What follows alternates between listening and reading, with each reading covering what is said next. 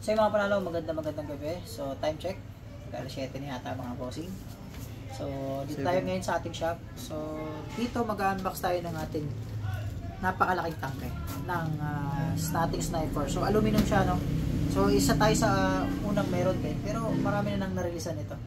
Ayun, nabibili nga pala to kay San pa, kay parang Lance Uni dyan. Ayan, sarap kay Lance Uni. Ito na, buksan natin mga boss. So dito, install natin to sa motor natin bukas kapag dito maganda yung weather, tapos kukunti yung ating coating dito sa shop. So susubukan natin kung ilang litro itong ano na to, tangke.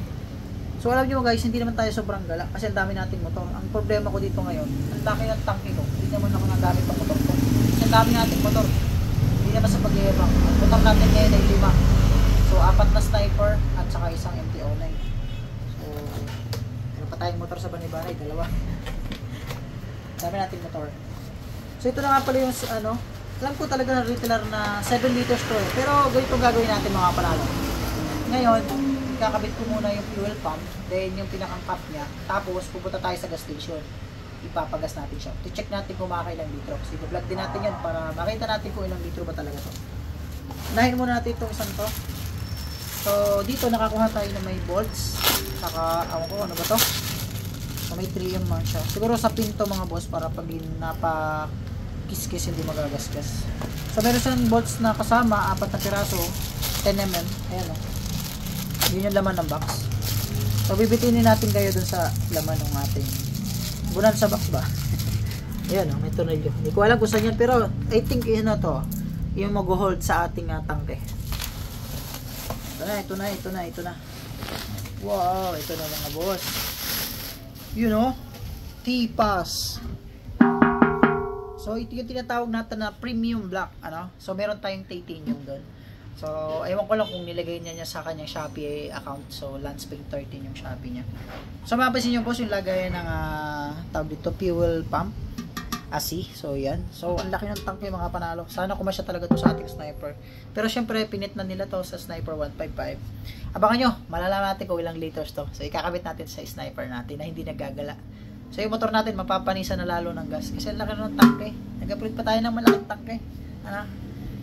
So, ang mounting nito, mga panalo, is 4. So, yun, no? 4 na lang. So, kung dun sa stock, ilan yun? Walang tornilyo, kinakalas natin. Ngayon, matipid na yung pagkakalas natin. Ano nasabi mo? Yung ano, yung U-box sa air filter. Yung U-box sa air filter nito, malalaman natin pag kinabit natin ito. So, sa pagkakaalam ko, sabi nga ni Kuya, hindi na daw pwede. So, makikita natin yan pag kinabit natin to. Ang design. Ang ganda niya mga boss, makapal. Tapos yung pagkakahinang niya, quality mga boss. Ayan o, pulido, no? Yan. Ayan o, ito nyo naman to mga boss. Pulido yung pagkakahinang. Trandong bu. Yan, shoutout pala kay Trandong Bu, aka MC Mong. Alright, so yung lagay ng fuel pump asi. Yan.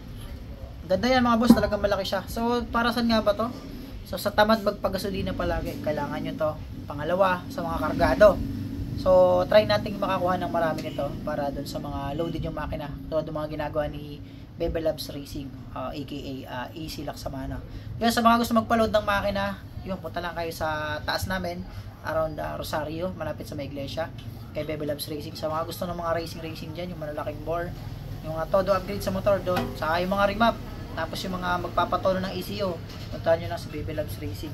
Sa maintenance naman, sa mga gustong magpa-maintenance ng around Manila, yung tinatamad bumaba dito, puntahan nyo lang si Moto Doctor, ano, yan, kay Solid Moto Doctor, yan, talagang gawa ng sniper. So yung gusto naman sa mga Caloocan, yan si Master Kepweng, Mang Kepweng, Drex Loco Works, yan si Master. Shoutout sa iyo Master Kepweng. Tapos sa mga Pasay, yan andyan si Ardel Lagulos, RMJ na motor shop. Yan sa mga upgrade din ng makina at sa maintenance. Then meron pa isa si Paring Wanggol. Tapos meron pa tayong isa pang tropa diyan na nagagawa din ng makina around Quezon City yata yan or Caloocan. Si Malyari, okay? Si Boss Malyari nagagawa din yan. So itong tangke na to, isasalpak natin bukas pag free time tayo mga boss. 7 liters. Sa gasolina? Oo. Gagawin natin dito mga boss para malaman natin kung ilang liters. ikakabit ko muna si fuel pump, then gagamitin ko yung isa kong motor, tapos hawak ko muna to kay GJ bukas, tapos pupunta kami sa gas station. Then 0-0, di ba? Syempre walang laman, empty. Then palalagyan natin ng gasolina at malalaman natin kung ilang litro talaga ang laman nito. Pero gaya ng sabi ni Sir Lance dito is 7.3 liters to, 7.5. So malalaman natin bukas kung gaano ba talaga karaming laman nito. 0-0, tapos dadalhin natin sa gas station, then bibidyo natin, okay?